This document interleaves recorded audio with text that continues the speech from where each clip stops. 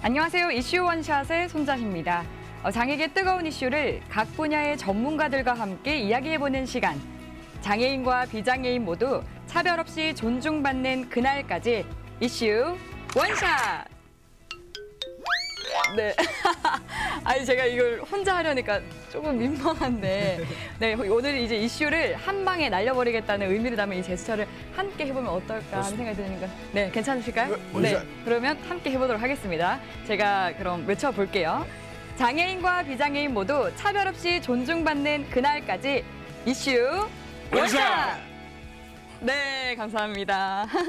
네, 정말 이 분위기를 이제 후끈 달아오르는 것 같은데요. 그러면은 먼저 이 패널 두 분 소개를 드리도록 하겠습니다. 먼저 더불어민주당 문상필 전국 장애인 위원장님 나와주셨습니다. 예, 반갑습니다. 반갑습니다.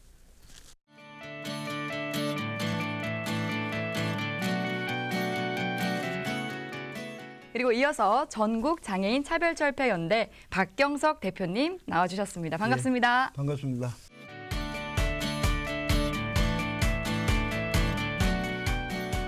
네, 먼저 자기소개 말씀 부탁드리도록 하겠습니다. 우리 위원장님 먼저. 예, 더불어민주당 전국 장애인위원장 문상필입니다. 반갑습니다. 예, 네, 반갑습니다. 더불어민주당 이 전국 장애인 위원회 위원장이신데요. 예. 전국 장애인위원회가 어떤 곳인가요? 더불어민주당에는 상설위원회가 9개가 있습니다. 네. 여성, 청년, 노인, 장애인, 대학생, 기타 이렇게 있는데 네. 그간에는 장애인회가 예. 또 이렇게 우리 박경수 대표님이나 이런 장애 의견을 좀 많이 모으고 했는데요. 의견을 많이 모으고 네. 또 필요한 예산 확보도 하는데 역시 노력하려고 계획하고 있습니다. 네, 앞으로가 더 기대됩니다. 예. 그러면 이어서 바로 이 전국 장애인 차별철폐 연대가 어떤 곳인지 또 어떤 문제에 힘쓰고 계신지 말씀 부탁드리겠습니다. 이름에서 나타나듯이 장애인 차별 철폐를 하기 위해서 투쟁하는 상설적 투쟁체가 네. 전국적으로 이제 같이 있고요. 개인 회원과 단체 회원이 같이 있는 조직인데 예. 단체는 대략 한 160개 정도가 전국적으로 이제 구성이 돼 있고요. 예. 또 개인은 또 개인 회원으로 참여합니다. 네. 그래서 보통 이제 장애인 단체 그러면 유형별 단체들이 이렇게 이제 구성이 돼 있는데 저희는 유형은 구분하지 않고 그리고 또 장애인과 비장애인이 함께해서 이제 개인 회원으로 참여하죠. 그래서 저희 회원 이름을 개인 회원 이름을 장비 회원이라고 해요. 장애인과 비장애인 이렇게 해서 장비 회원이라고 부르는데 네. 제주도의 방언으로 장대비의 이 준말이 장비래요. 그래서 이 메마른 땅에 충분하게 이렇게 함께 살아갈 수 있는 이런 물을 공급한다. 이런 뜻도 있습니다. 네, 의미가 참 좋은데요. 예. 강정도 충분히 가능합니다. 장애 등급제가 내년 7월부터 장애 등급제가 폐지되고 장애인 등급 제도를 바꿀 계획입니다.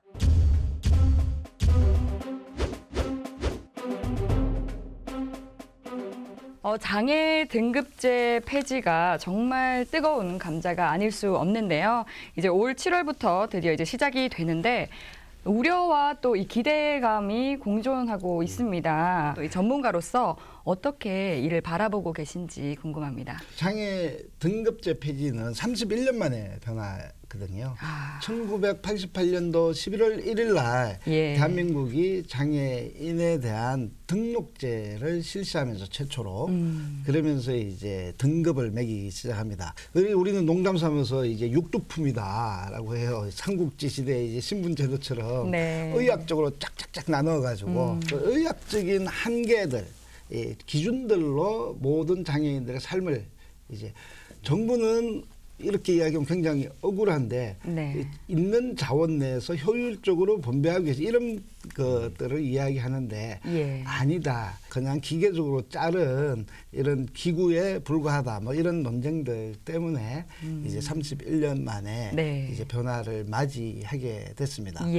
그게 이제 가장 중요한 기준의 변화는 환경에 대한 반영한다는 거예요.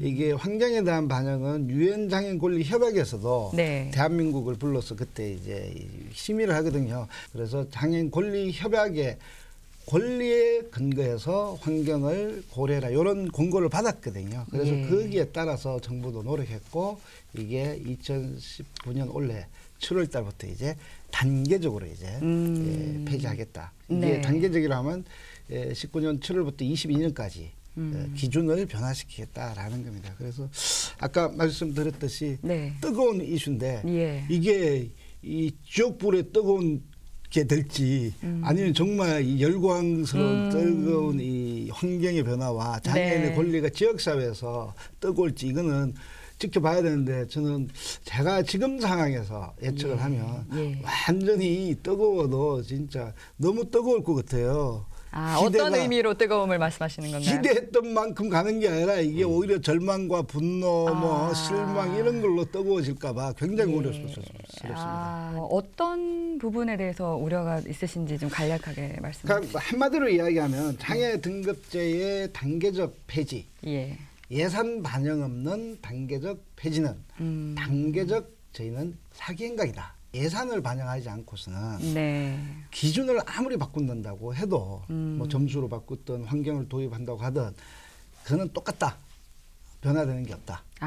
단지 그냥 점수 조작이다. 뭐 이렇게 저희는 바라보고 있죠. 네, 약간 이제 우려스러운 말씀을 해주셨는데요. 그렇다면 이제 문상필 위원장님께서는 장애 등급제 폐지 이 진행 과정이 어떻게 되고 있는지 또 이 현 개정 사항은 어떤 것들이 있는지에 대해서 좀 말씀을 부탁드리겠습니다. 또 이제 우리 문재인 정부에서도 어쨌든 장애 감수성 뛰어나게 여러 가지 기대를 가지고 국민 명령 1호로 공약으로 한 것이고 여러 가지 이제 잘 하려고 하는 마음은 있는데 여러 가지 예산상의 문제나 또 이런 것은 어려움이 좀 있겠죠. 그간에 낙인화시키거나 장애인 당사자의 의견을 반영하지 못한 여러 가지 등급제 이런 것이 병폐가 있어 한 것에 대해서는 뭐 긍정적인 반응이라고 보는 것이고요.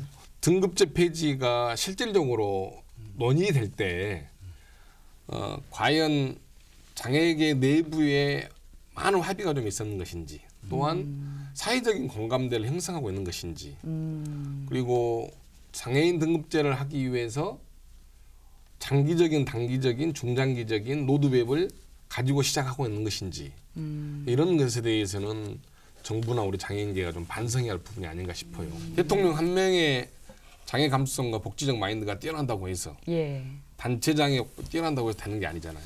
그렇죠. 근본적으로는 패러다임 자체가 바뀌기 위해서는 정부의 수장들뿐만 아니라 공무원인 마인드도 변해야 되는 거 아니겠습니까? 이런 것이 국민적 합의 없이 내부적으로 동의가 없이 하면은 굉장히 힘들잖아요. 동력이 많이 떨어지죠. 동력이 떨어지고 자꾸 그러다 보니까 무슨 문제만 나오냐면 예산 확보가 안 된다로 귀결이 되는 거예요. 그런데 저는 장애인 등급제 폐지의 이후로 따르는 이 전체적인 틀거리에서 패러다임의 변화를 어떻게 가져갈 것인가에 대한 고민들이 더 고민돼야 되는데 자꾸 그러다 보니까 이렇게 우리끼리 마치 외치는 문제처럼 되어서 고독하고 힘든 투쟁이 될 수밖에 없는 구조다. 이런 것을 어떻게 잘 해결할 것인가에 대해서는 우리들의 숙제인 것 같습니다. 말씀해 주신 것처럼 여러 갈등이 있기 때문에 또 그리고 또 전 국민적 공감을 이끌어내야 하는 부분이 있다 말씀을 해주셨는데요. 이런 부분을 갈등을 해소하기 위해서는 좀 소통의 자리가 필요하다는 생각이 드는데 이에 대해서는 어떤 생각이 있으신지. 그러니까 모든 국민적 합의가 된다고 해서 예산 확보가 잘 되고 하는 건 아니겠죠. 그리고 어떻게 국민적 합의가 다 되겠습니까? 국민적 합의 주는 것도 아니고. 그렇죠. 저토록 장애인들이 몸에 쇠사슬을 묶고 1842일 동안 농성을 할까? 이게 장애인 등급제 폐지가 뭐지? 두 가지 고민 아니겠어요. 첫째는 일반적인 국민들의 입장에서는 장애인 등급제가 왜 하려고 하지? 두 번째는 장애인 내부에서도 등급제 폐지하면 나한테 뭐가 도움이 되나? 이런 고민을 하겠죠. 그럼 국가는 국민의 안정시켜야 되는 것이고 그런 고민을 하고 있는 분에게는 장애인이 받는 서비스는 그대로 잘 되는 것이고 이 패러다임의 변화라고 하는 것이 더 많은 서비스를 주게 하고 사회 속에서 사회 통합하는데 장애인도 올바로 가기 위해 도움 주고 하는 것입니다. 그런데 그렇게 좀 안 가고 있는 것 같거든요. 모든 정책들이나 내용들이. 그래서 그런 합의들을 잘 엮어내고 그런 것을 홍보하고 국민들을 위해 홍보하고 또 장애인들에게도 홍보하고 사회복지 수요청들이라고 하는 다른 층의 부류도 홍보하는 것인 거잖아요. 그런데 예산은 예를 들어서 국가 예산이 450조 500조라고 하면 한정된 거지 않습니까? 그렇죠. 풍선불기예요. 이쪽으로 많이 가져오면 저쪽 풍선이 빠지는 것처럼. 네. 이건 자기 예산 다 뺏기기 싫어하는 거잖아요. 대신 예산을 어떻게 확보할 것인가 고민들은 답이 없는 거예요. 사실은 세금은 늘리는 방법밖에 없는 건데 우리는 그런 고민 없이 남의 예산 뺏어먹기 게임만 하는 거잖아요. 그래서 그런 고민들도 좀 나는 함께 고민이 필요하다.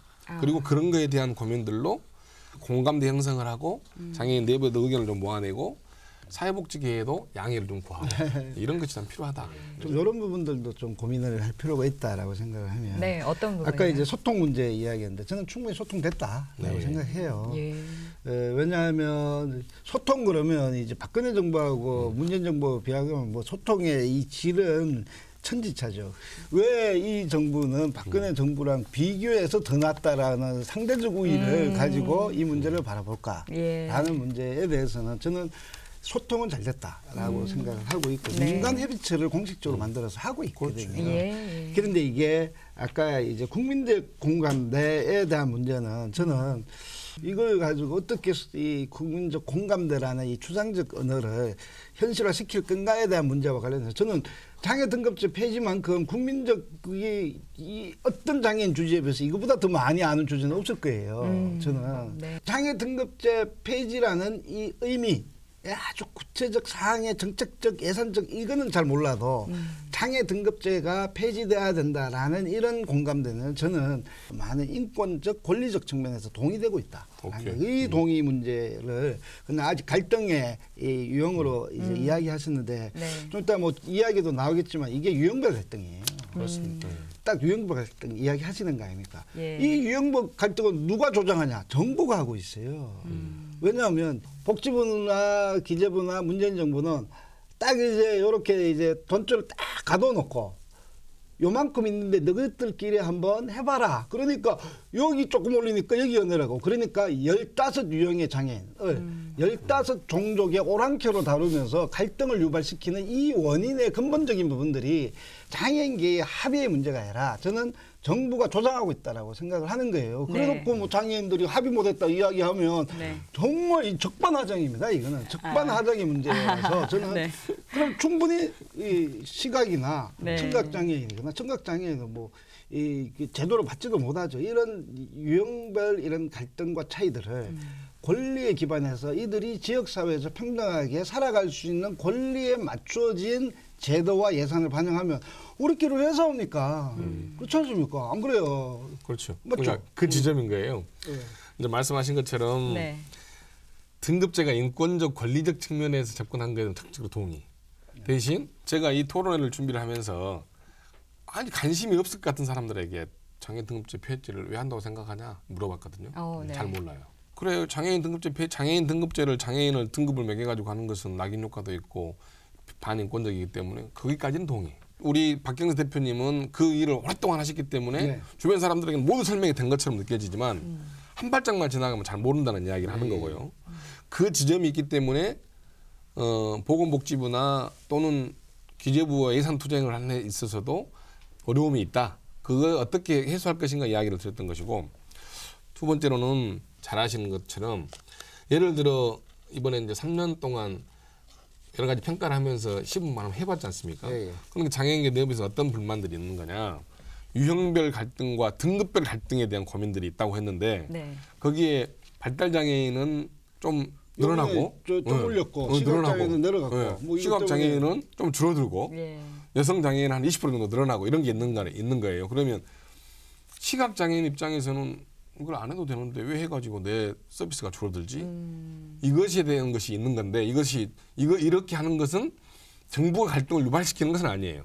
대신 평가 지표를 잘 만드는 구조를 잘 만들지 못했고 평가 지표잖아요. 서비스 그렇죠. 서비스 평가 지표 조사도를 잘 못 만든 것이 있는 것이고 기본적으로 정부가 약속했던 기존에 받았던 서비스보다는 떨어지지 않게 하겠다. 더 높게 하겠다고 하는 약속들이 있는 거잖아요. 그런데 그 평가 지표를 잘못 만들었고 활발하게 논의를 못한 걸 가지고 정부가 갈등을 유발하고 있다. 이것은 나는 아닌 것 같아요. 그럼 이쯤에서 그 방금 말씀하신 종합조사표에 대해서 이제 얘기를 좀 해볼까 하는데요. 종합 판정 도구인 종합조사표란 무엇인가요? 제가 좀 먼저 말씀해 주시죠. 이 대한민국의 보건복지부에서 네. 보건복지부 장애인 정책국에서 실행하는 이 예산의 꼭지가 대략 한 26가지 그릇이 있다고 봅시다. 네. 2조 8천억에 담을 그릇이 26가지가 있는데 네. 그 그릇 중에 가장 큰 게 활동보조예요. 이게 36% 가까이 차지하는 올해 예산으로는 1조 35억 정도의 이 그릇이에요. 2019년도 7월 달에 네. 이 변화되는 단계적 폐지의 가장 핵심적이고 가장 큰 게 바로 활동보조 서비스입니다. 그런데 이 활동보조를 그냥 주진 않지 않습니까? 지금도 그냥 안 줘요. 네. 활동보조 인정점주조사표라는 게 있어요. 예. 요것을 변형시킵니다. 요걸 갖다 세 차례 실험을 하죠. 시각장애인과 유형별 갈등이 시범사업 속에서 나타난 거고 그게 결과인데 그러니까 이 점수조사표가 잘못됐다. 이 점수조사표가 뭐냐. 기존의 장애인 활동지원 인정점수조사표를 네. 종합지원서비스조사표라고 이름을 바꾸고 거기에 조항을 바꿉니다. 조금씩. 활동보조 인정점수조사표는 활동보조만 평가하는 도구인데 종합서비스 요거는 이제 2019년도 7월 달부터 4가지 서비스를 줄 때 평가하겠대요. 활동보조 서비스, 장애인 거주시설 입소할 때, 네. 그리고 또 보조기기, 그리고 응급알림이. 근데 웃긴 게 이런 종합조사표를 만들어 놓고 거주시설은 신규 입소를 금지해야 되는데 왜 또 거기다가 이 조사표를 쓰는지. 보조기기 문제나 응급은요 아무것도 변한 게 없어요. 그렇죠. 아무것도 안 변했는데 이 조사표가 왜 필요합니까? 결론적으로는 활동보조 인정점수 조사표를 종합조사표라는 이름으로 바꾸고 네. 4가지 서비스를 판정하는 기준으로 주겠다라는 게 이제 이건데요. 그런데 아까 우리 위원장님께서 말씀하신 시각장애인의 이 문제는요. 지금 활동보조 인정점수 조사표에서 일어났던 일들이에요. 기존의 인정점수 조사표라는 이 점수에 가두어서 서비스를 제대로 주지 않는 게 핵심이에요. 그게 핵심입니다. 그게 2019년도 7월 달에 일어날 일이 아니라 지금도 일어나고 있는 일이에요. 대한민국이 물론 400조, 500조에 갇혀 있다고 그러는데요. 작년에 세조 24조를 걸었는데 24조를 갖다 쓰질 않았어요. 수도권에 비해서 지방 경제가 피폐하고 그래서 이걸 갖다가 수도권에 투자하는 것과 여기에 투자하는 것들을 같이 보면서 비교할 수 없으니 먼저 예비 타당성이라는 것들을 면제해서라도 지방의 이 주민들의 피폐한 삶을 해결하기 위해서 예타를 면제해서 24조 천억을 넣겠다. 이게 핵심이에요. 그러면 31년 동안 장애인의 피폐한 삶, 차별받았던 삶을 통해서 거기에 10분의 1만이라도 투자해가지고 요번에 하면 야 2조 더 늘릴 수 있다면 네. 이 문제는 지금 우리 이렇게 뭐 다툴 이유도 없고 행복하게 우리 요거는 어떻게 쓸까 갈등 없이 정말 문재인 정부에 이거 갈 수 있는 문제입니다. 네. 대표님 그러니까 다툰 건 아니고요. 아니 뭐 7월 1일부터 다투자는 게 아니고 그건 아니고 7월 1일부터 시행을 하는데 네. 이걸 어떻게 잘 시행을 할 것인지. 그러니까 오염도 어떻게 잘 쳐요? 아니 그러니까요. 돈 예산 이야기가 중요하지만 다른 것과도 점검을 해야 한다고 봐요. 자꾸 돈 문제만 예산 문제만 가져간 문제는 아니다. 그게 핵심이라서. 아까 이야기 종합점수표는 크게 기초상담과 복지욕구조사와 그다음에 분야별 서비스 피로도 조사를 하는 것이 3개가 종합평가입니다. 분야별 서비스 피로도 조사는 방금 말씀 4가지 파트. 그래서 2019년도에는 돌봄 지원 활동 서비스 관련만 한답니다. 네. 2022년도에는 이동 관련, 그다음에 2022년도에는 소득과 고용에 관련된 파트를 계속 진행하겠다는 겁니다. 그런데 여기 중에서 이 우리가 흔히 지금 이야기하고 있는 활동보조 서비스 관련, 활동 서비스 관련이 돌봄 지원 관련인데 네. 여기에 37개 평가 지표가 있는데 생기는 문제입니다. 이 지점에서 이 평가 지표가 과연 잘 되고 있는 거냐에 대한 점검을 저는 해야 된다고 보는 거예요. 네. 등급제를 실시하는데 이게 어떤 게 가장 문제일까? 그리고 왜 패러다임이 변한다고 하는데 패러다임의 변화가 아니라 장애인들 불만이 많을까? 이게 혼란이 엄청 올 건데 이 혼란 좀 줄일까? 그런데 그 과정에 예산을 어떻게 확보할 것인가? 이 고민인 것이죠. 이런 고민이 없이 무조건 장애인 등급제 폐지는 예산이야? 이렇게 하는 것은 나는 맞지 않다고 보는 겁니다. 네네. 예산이 가장 중요하죠. 네. 이런 비판을 해야죠. 보건복지부 공무원이 장애인 파트를 업무는 담당하는 공무원이 사회복지적 마인드와 장애 감수성이 뛰어나지 않고 아무 느낌이 없는 것에 대한 비판을 해야죠. 이 장애인이 왜 지역사회에서 살아야 되는 것인지, 왜 저 장애인이 옷을 입는데 시간이 필요한 것인지 고민 안 하고 있으면, 장애 감수성이 없으면 이게 저는 무용지물 같이 보이는 거거든요. 그래서 지금 지점은 3개월밖에 안 남았지만 앞으로도 2022년까지 4가지 파트를 고민하는 것이고 이 최종의 지향점은 방금 말한 이동, 뭐 소득, 고용, 이런 게만 하면 안 되는 거잖아요. 예를 들면 문화, 교육, 체육 여러 가지 모든 파트에 장애인이 비장애인처럼 똑같이 할 수 있는 조건을 만들어주는 것, 그런 지점의 고민들이 우리가 좀 놓치고 있는 거 아닌가 생각이 들어서 이야기를 드리는 겁니다. 행정적인 편의를 위해서 그냥 등급제를 그냥 정도, 장애 정도로 바꾸는 것이 아니냐, 또 아니면 아까 말씀하신 것처럼 이제 중증 장애인 분들은 받아야 할 서비스를 내가 받지 못할 수도 있지 않을까 하는 그런 우려도 있습니다. 그렇기 때문에 이런 장애 등급제 폐지가 이대로 가도 괜찮은지, 어떤 부분을 개선해야 할지 이제 그런 부분을 좀 더 이제 알아봐야 할 것 같거든요. 제가 먼저 말씀을 드릴게요. 돈이 있는데 지금 우리한테 안 쓰고 있다는 게 문제입니다. 문제는 그거죠. 돈이 없는 게 아닙니다. 대한민국은 GDP로 11위의 나라입니다. OECD 경제력은 OECD 평균을 넘어요. 그런데 장애복지 지출은 OECD의 꼴찌에서 2번째입니다. 최소한의 자기가 국가가 가지고 있는 경제력과 장애인의 대한민국의 지금의 인권 수준은 쓰라라는 거예요. 그걸 안 쓰고 있어서 문제가 되는 거고요. 이거는 목표 지점이 다르다라는 걸 좀 정확하게 좀 말씀을 드리고요. 활동보조와 관련해서는 24시간 문제가 있어요. 이게 24시간이 어떤 공무원분들이 24시간이 왜 필요하냐 이렇게 이야기하는 사람이 있어요. 그래서 박근혜 정권 때는 더 그랬고. 그래서 24시간이 필요하면 시설로 들어가지 왜 여기 있냐 이런 이야기까지 했어요. 그래서 24시간의 필요성은 저는 인정되고 있다. 그런데 문제는 중앙정부에서는 돈을 못 줄 테니까 지역에서는 알아서 주시고 싶으면 줘라. 요게 문제라는 거예요. 요런 것들을 이 종합조사표의 내용에 안 반영하고 있는 게 지금 중앙정부에 있어요. 자, 필요성은 인정됐네요. 이미 하고 있고 서울에는 200명이나 받고 있어요. 근데 이제 이런 것들이 이미 있기 때문에 그러면 이번 종합조사표에 조사를 통해서 24시간이 필요한 사람들에게 24시간을 국가가 책임지고 줘라 라는 이야기예요. 이게 지금도 지방정부에서는 실현되고 있는 거예요. 그렇다면은 여태까지 이제 장애 등급제로 시행돼 왔잖아요. 이 장애 등급제가 어떻게 장애인들을 좀 옥죄어 왔는지, 실태가 어땠는지를 좀 궁금하거든요. 등급제는 1급에서 6급이지 않습니까? 활동보조 서비스 있지 않습니까? 이 활동보조 서비스를 받으려면 처음에는요 1급만 시험 보게 했어요. 활동보조 인정점수 조사표라는 게 여기 있고요. 그리고 또 이게 종합지원조사표로 바뀝니다. 요게 이렇게 바뀌는데요. 문제는 이 활동보조를 받으려면 예전에는 1급만, 장애 등급 1급만 시험 쳐라 라고 해서 1급 다 주는 것도 아니고. 그래서 장애인이 한 명이 불타 죽었어요. 또 싸웠어요. 그 다음에는 2급으로 늘려주대요. 2급에서 늘려가지고 2급까지는 이제 시험치게 해줄게 했어요. 또 사람이 불타 죽었어요. 송국현이라고 꽃동네에서 있다가 20대 장애 입어가지고 시설에 있다가 이제 자립생활하기 위해서 나왔는데, 이 친구는 저는 이제 척수마비가 다 1급이에요. 저는 1급으로 시험 쳐가지고 활동보조 받을 수 있는 게 있지만, 이 친구는 여기가 와서 이렇게 갈려서 반신불수인데 의학적으로는 3급 판정받은 사람이에요.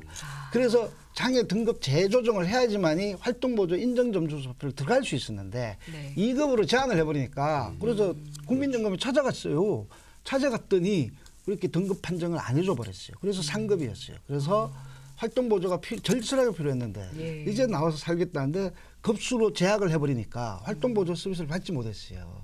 절실하게 필요했던 이는 주일날 교회 가려고 기다리다가 불타서 죽었어요. 3급까지만 그때 풀었어도 이 친구는 활동보조를 받을 수 있었고, 활동보조가 새벽에 같이 있었다면 이는 불타 안 죽었을 것이다. 이게 문영표 장관 때 일어났던 일입니다. 등급제가 그렇게 작동했던 거예요. 그런데 이제는 다 푼대요. 이제 활동보조, 이게 핵심의 활동보조 서비스인데, 활동보조 서비스를 받을 사람들은 1급에서 6급이 이제 안 볼게. 이게 등급제 폐지라고 하는 겁니다. 네. 그런데 종합조사표에는 점수를 받아야 돼. 이 점수에서 제대로 받으려면요.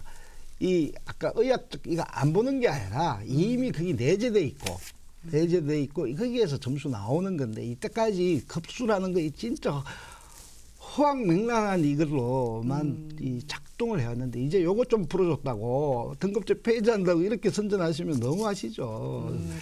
장애 당사자의 이 참여와 네. 그리고 또 이 감수성이 작동된다고 해서 네.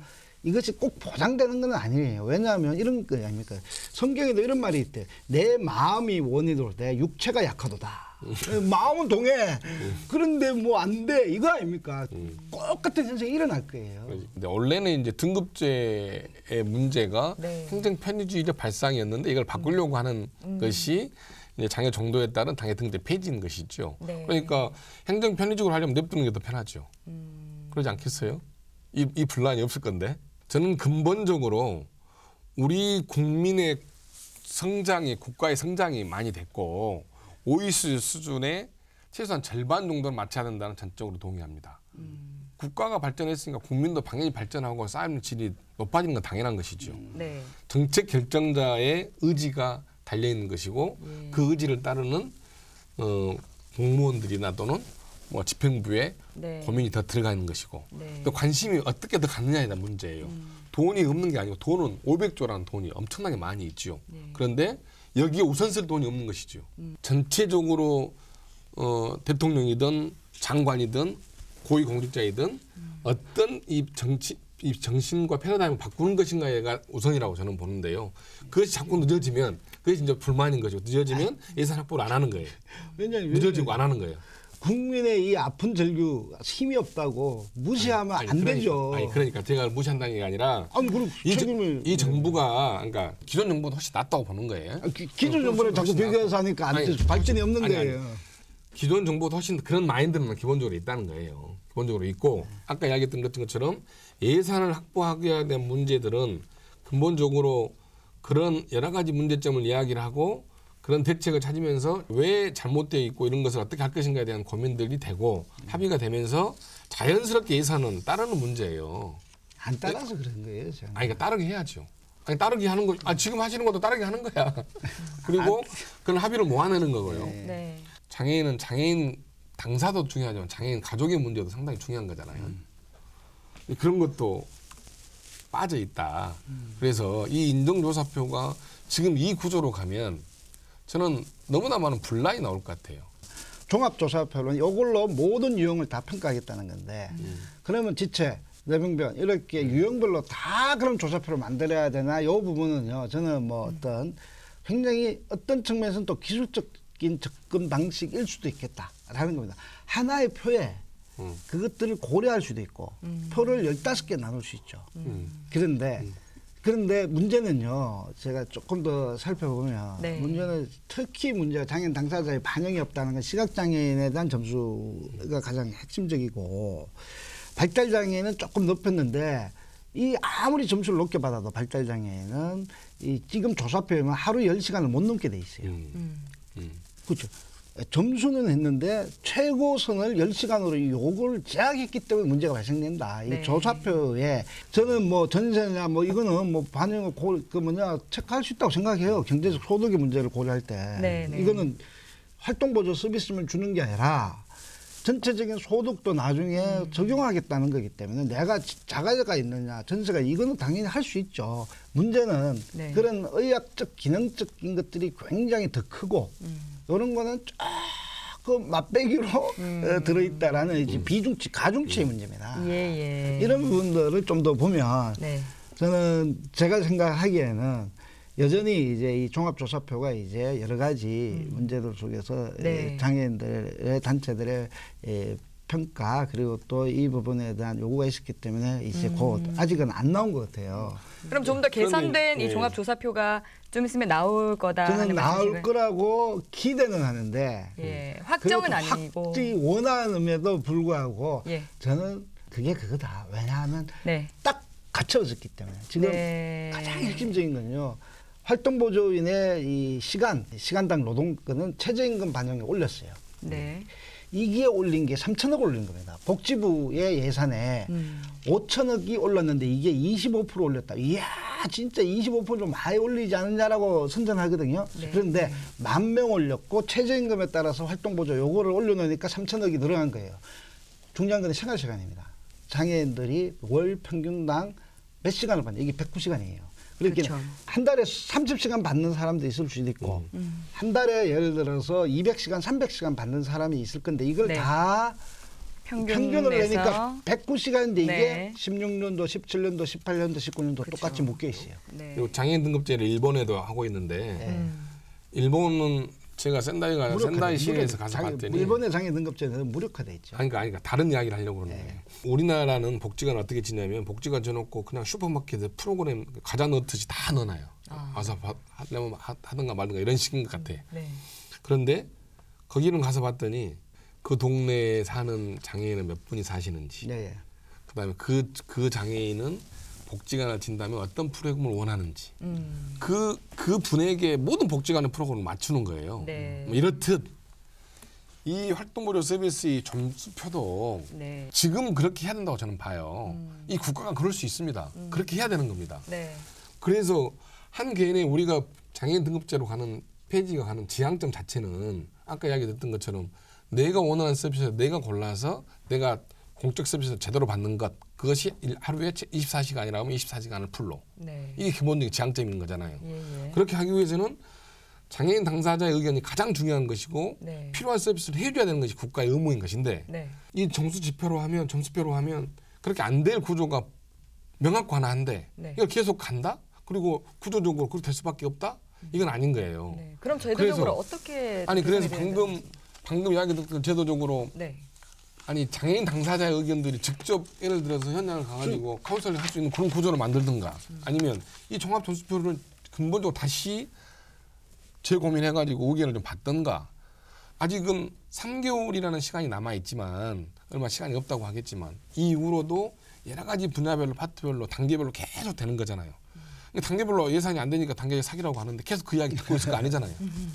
어떻게 장애인 등급제 폐지 이후로에 대한 혼란을 미리 그렇죠. 좀 막을 것인지 네. 그리고 어떻게 잘 진행을 할 그렇게 하기 위해서 어떻게 예산 확보를 할 것인지 이야기하는 것이기 때문에 저는 가장 핵심은 뭐냐면 장애인의 선택권이 존중받는 것인지에 대한 핵심이거든요. 네, 그렇죠. 당사자의 정말 장애인이 원하는 것인지 이거는 핵심이라고 보는 거예요. 그래서 이런 것들이 제도적으로 잘 반영되고 평가 기준에 잘 맞고 하는 것인지 그렇게 하는데 이런 사회적 합의나 이런 것들은 어떻게 필요한 것인지 그리고 돈 예산을 어떻게 잘 만들 것인지 이야기하는 것이죠. 더불어민주당에서 더 열심히 당 차원에서 노력을 하셔야 될 것 같아요. 이제 4월 추경이 예산 확보를 위한 마지막 기회라고 생각이 드는데 추경 좀 해주십시오, 위원장님.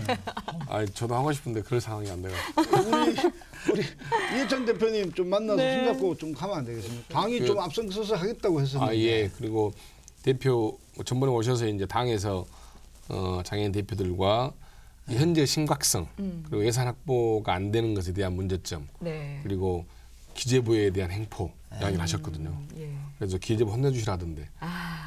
이렇게 말씀을 하셨죠. 핵심은 그냥 공무원들에게만 맡기면 이 문제는 잘 풀리기가 힘들 수도 있다. 그래서 장애인계가 요구하고 있는 장애 등급제 폐지에 따른 이것도 예산이 더 필요한 것도 인식했다.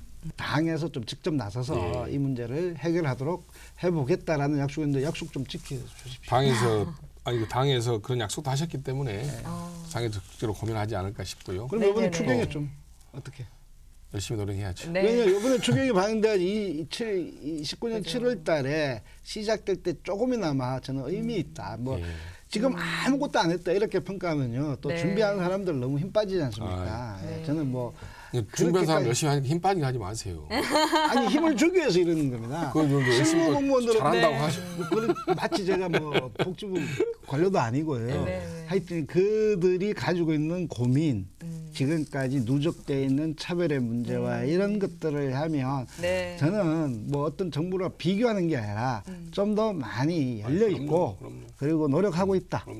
그렇지만은 이것이 어떤 일개 공무원의 노력, 한 국의 문제가 아니라 전체적 패러다임에 변하면 거기에 맞게끔 정부가 네. 최고 책임자 분들이 네. 거기에 맞게끔 우리도 좀 대우하라 이런 거 아닙니까? 맞습니다. 좀 전에도 말씀해 주셨던 것처럼 이제 행정 편의가 있으려면은 장애 등급제 폐지도 하지 않겠느냐 하고 말씀을 해주셨잖아요. 이제 그만큼 노력을 하고는 있지만 좀 더 이 당사자가 좀 더 필요한 정말 피부에 실효성 느끼는 그렇죠. 거. 네, 피부에 닿을 수 있는 네. 그런 정책을 좀 마련해 달라. 찾아오는데 그러기 위해서는 복지부는 또 찾아가는 서비스인데요. 아, 아우, 네. 감사합니다. 이제 그러니까요. 모든 사업은 예산이 수반되지 않으면 네, 안 되는 거잖아요. 그렇죠. 예산 수반이 되는 것은 당연한 네, 규결이라고 보는 것이고 네, 이 정부 문재인 정부는 어쨌든 네.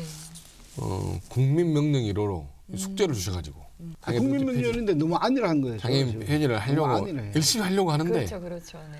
안 되고 하니까 엄청 때려불잖아요 지금. 아니 엄청 때리긴요. 우리처럼 이렇게 착한 사람들이 어디 있다고요. 힘드니까 생각해보지. 좀 잘한다고도 하세요.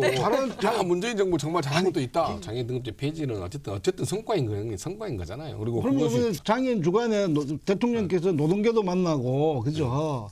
뭐 이렇게 여성계도 만나고 이런 거 많은데 왜 장애인계는 왜 안 만납니까? 4월 20일 날 뭐 장애인 날이라고 국가가 해놓고 이런 날 와가지고 31년 만에 변화되는데 그죠? 그럼 와가지고 야 우리 정부가 부족하지만 이 정도는 준비했다. 그리고 앞으로 믿고 갑시다. 이런 이야기를 대통령께서 직접 해야지. 아니 건의하겠습니다. 그런데 그런 국민 장애인 등급제 폐지가 오랜 장애인들의 수건 사업으로 국민명령 1호로 된 것에 대한 그리고 그걸 준비하고 하는 것에 대한 성과는 있는 것이다. 적군돼야도 이렇게 할 사안은 아니다.